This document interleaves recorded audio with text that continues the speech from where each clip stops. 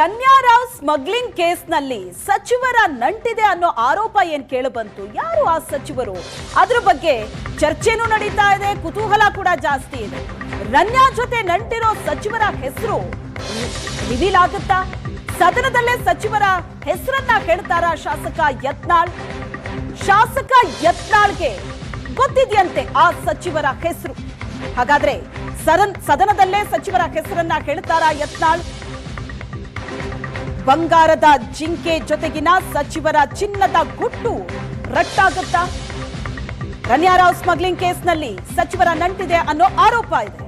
ಯಾರು ಆ ಸಚಿವರು ಅನ್ನೋದ್ರ ಬಗ್ಗೆ ಎಲ್ರಿಗೂ ಪ್ರಶ್ನೆ ಇದೆ. ಆದ್ರೆ ಆ ಸಚಿವರು ಯಾರು ಅನ್ನೋದ್ರ ಬಗ್ಗೆ ಶಾಸಕ ಯತ್ನಾಳ್ ಗೊತ್ತಿದೆಯಂತೆ. ಅಧಿವೇಶನದಲ್ಲೇ ಹೆಸರು ಪ್ರಸ್ತಾಪ ಮಾಡ್ತೀನಿ ಅಂತಿದ್ದಾರೆ. ಮಾಡ್ತಾರಾ?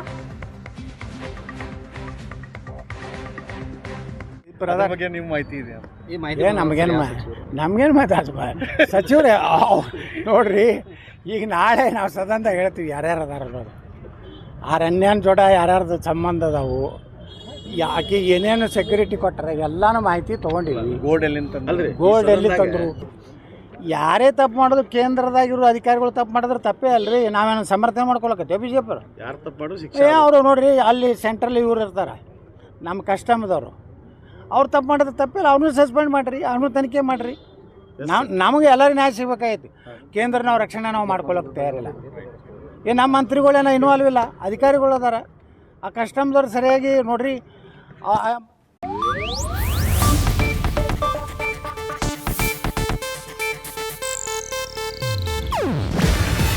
ಇದು ಏಷ್ಯಾನೆಟ್ ನ್ಯೂಸ್ ನೆಟ್ವರ್ಕ್ ಪ್ರಸ್ತುತಿ.